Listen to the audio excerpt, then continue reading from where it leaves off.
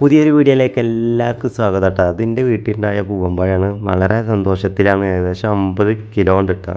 അപ്പോൾ ഇതെങ്ങനെ ഉണ്ടായെന്നൊക്കെ ഞാൻ പറഞ്ഞു തരാം. അപ്പോൾ എന്തായാലും വീഡിയോ കണ്ടു നോക്കി നോക്ക്.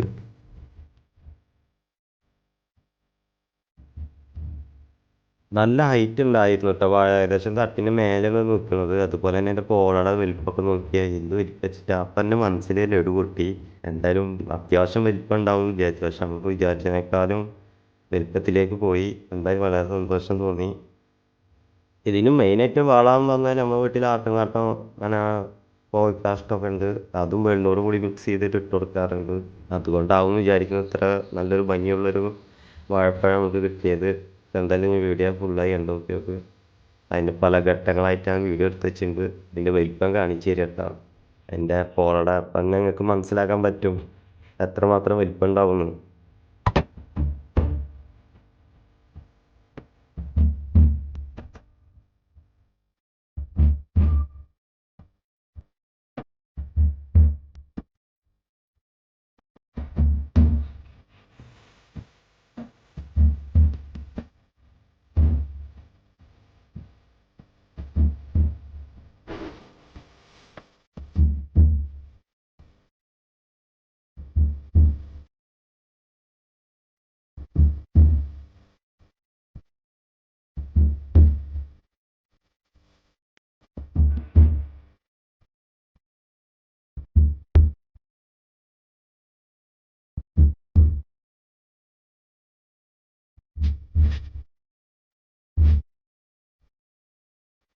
ഏകദേശം പഴം ആയി മുറിക്കാൻ പോവാണ്. അപ്പോൾ അതിൻ്റെ മേലെ ഞാൻ വാഴയുടെ തൊണ്ട മൂടിയിട്ടുണ്ട്. അത് എടുത്തുകൊണ്ടിരിക്കുകയാണ്.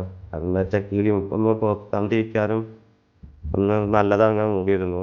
അപ്പം അതുകൊണ്ട് ഞാൻ ചെയ്തതാണ്.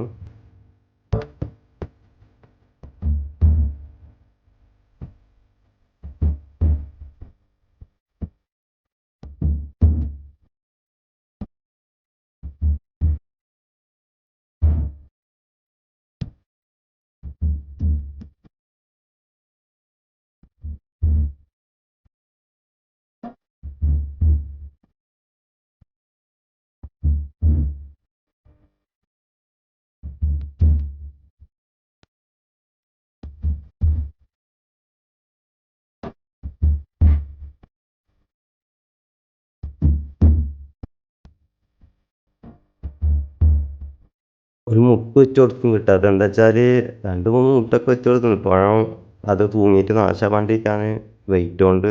അപ്പോൾ അതുകൊണ്ടാണ് ഇങ്ങനെ ചെയ്തിരിക്കുന്നത്. വാർപ്പിന് മേലായതുകൊണ്ട് നമുക്ക് ഇങ്ങനെയൊക്കെ സൗകര്യം കിട്ടി.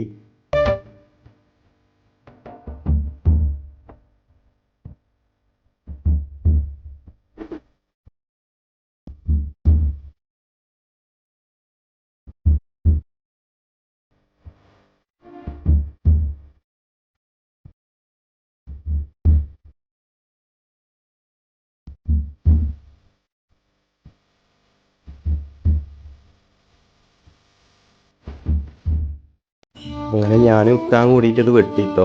നല്ല വെയിറ്റ് ഉണ്ട്. അപ്പോൾ നോക്കി അതിൻ്റെ ഹൈറ്റ് നോക്കിയാൽ വീഡിയോയിൽ എത്രമാത്രം മനസ്സിലാവുന്നത് എനിക്കറിയില്ല. നല്ല വെയിറ്റും ഉണ്ട്, നല്ല ഹൈറ്റും ഉണ്ട് കേട്ടോ.